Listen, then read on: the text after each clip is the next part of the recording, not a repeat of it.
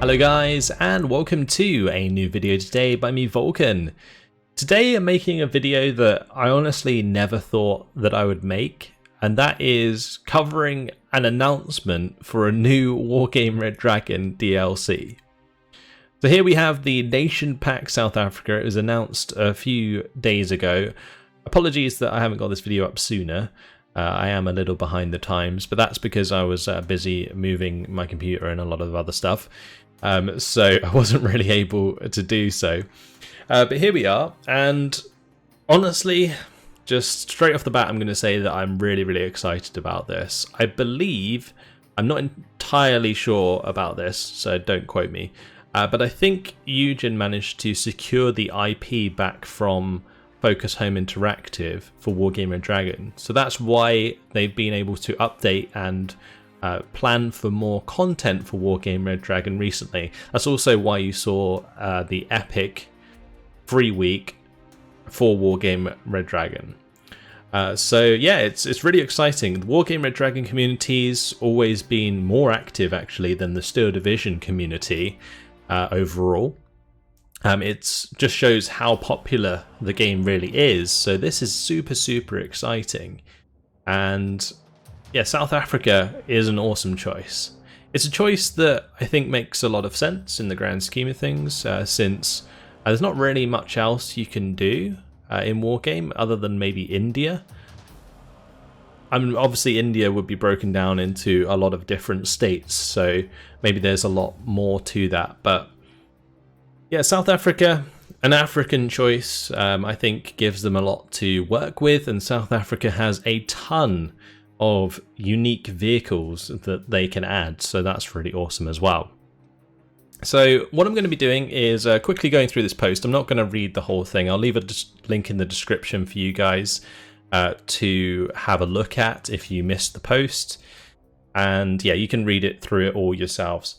But I'm just going to be poking through it and pointing out the things that are worth kind of mentioning, I guess. So first of all, just an introduction. It says the Wargame Red Dragon Nation Pack South Africa will feature this country's unique vehicle and weapon pool from when the South African Defence Force was engaged in the years-long border war in Namibia and Angola. So that's kind of the setting that they're going for and the units that they're basing it around.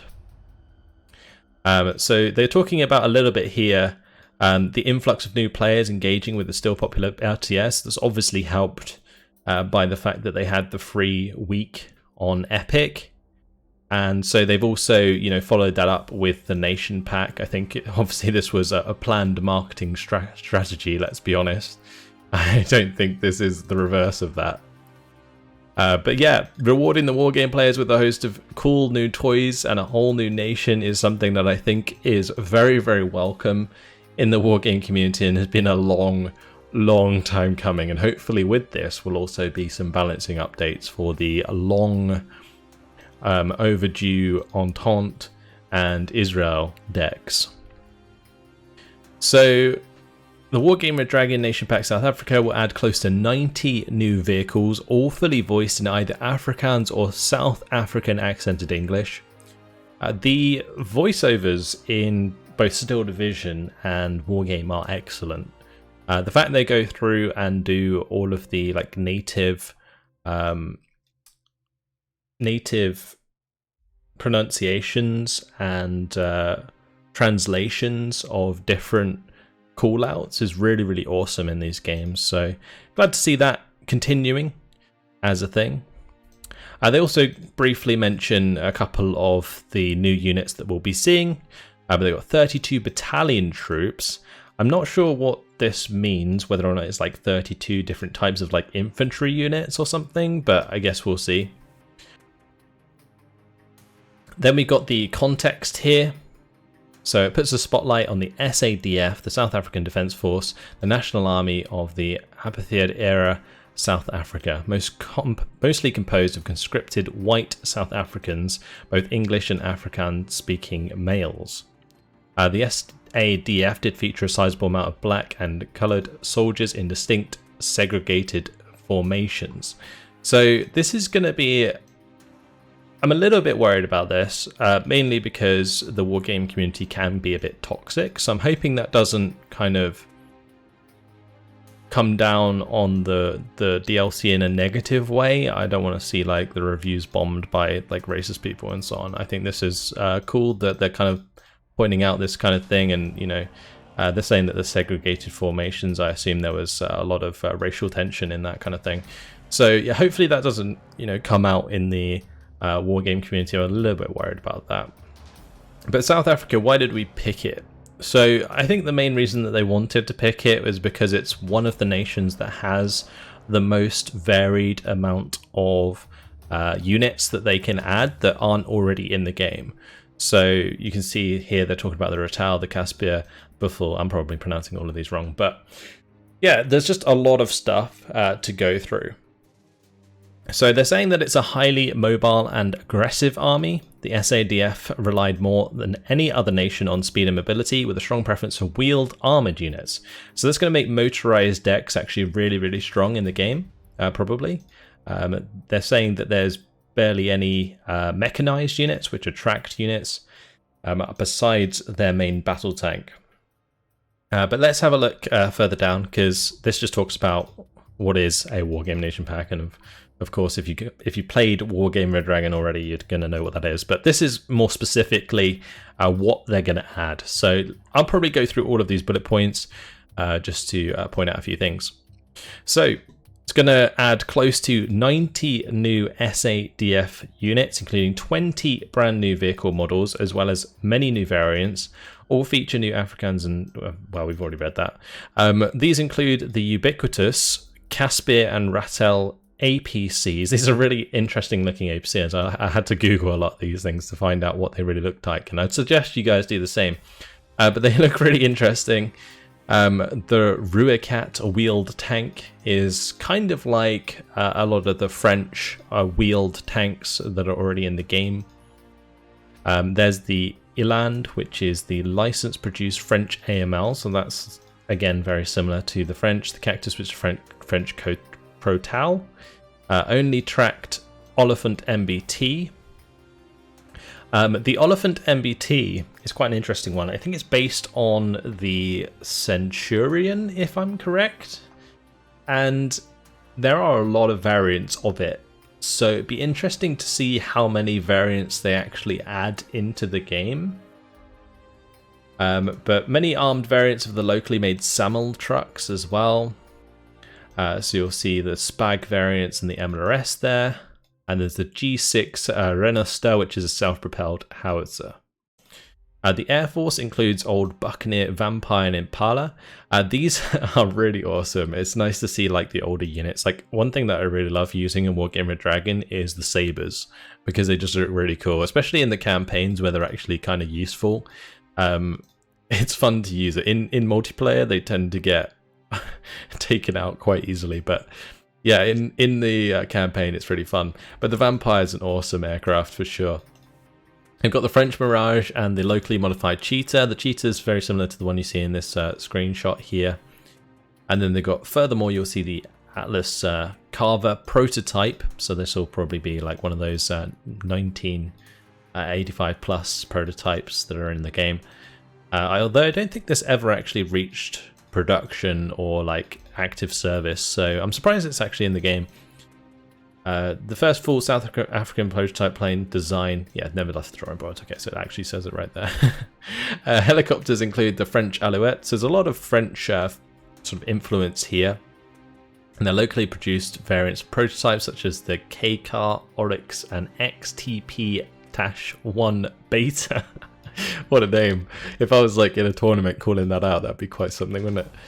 Anyway, you will be able to deploy South Africa's very own attack helicopter design, the badass looking Ruivalk. It is a very awesome looking aircraft, so I would definitely recommend checking that out. I might add a screenshot or something, an image for you guys to look at, but I have to be a bit careful of copyright, so do bear with me.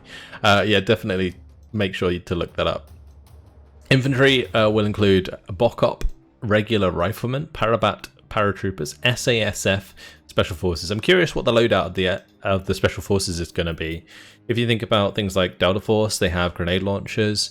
The SAS from the British have both AT and AA, with like a Stinger and like an AT4, I think they have. So I'm curious what they'll have, but many more infantry such as militia, recon, manpads, engineers, you know, it's kind of normal stuff. Then we've got a Portuguese-speaking Angolian UNITA squads, as well as SADF's own 32 battalion. Oh, okay, so what they were talking about earlier with the 32 battalion, I assume that's just like a type of unit, yeah, the Buffaloes, as a veteran light infantry formation. Cool. All right, so we know more there. The SADF weaponry features imported or locally built R1 and R4 rifles. This is talking about the guns that they will be having. There's also the NTW-20 heavy sniper. I'm not sure if there are any snipers in the game at the moment. Like, there's no 50 cals, I don't think. So I'm curious. That'll probably have a certain amount of AP power and be able to destroy maybe like APCs and stuff. That'd be cool if they do that, because maybe that'll encourage them to add other anti-material rifles for the US, of course, and Britain and so on. So yeah, that's something that's quite interesting. We don't obviously, they will be modeled in the game on the soldiers, but probably won't see them close up very often. But interesting to see the different weapons there that they're going to have available. So there we go. And it says they're going to be back every 2 weeks with more details about the Wargame Red Dragon Nation Pack South Africa. They're going to highlight new units as they go, so make sure to keep an eye on the Steam posts for Wargame Red Dragon. They're on the community section.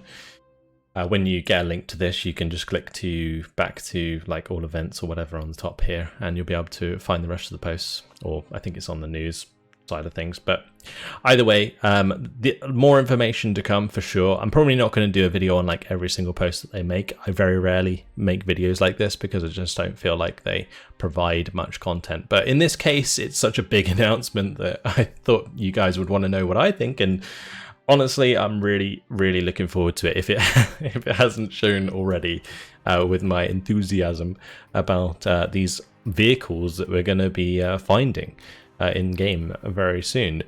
I'm not sure exactly when this is going to come out. If I were to guess, I would say probably end of April. But that might be a bit ambitious because I think the new Steel Division 2 Baltic DLC comes out around then, which I am probably going to do a video on at some point. Just to kind of catch up with all the information about that DLC for Steel Division 2. But yeah, so it'll probably maybe even be May or like end of May by the time this actually comes out. But it's going to be interesting to see regardless, and I'm looking forward to it, and hopefully you guys are as well. That's it. That's all I'm going to say. Remember, link in the description if you want to read through every single piece of information on this post. But that's it. Thanks for watching, and I'll see you in the next one. Goodbye.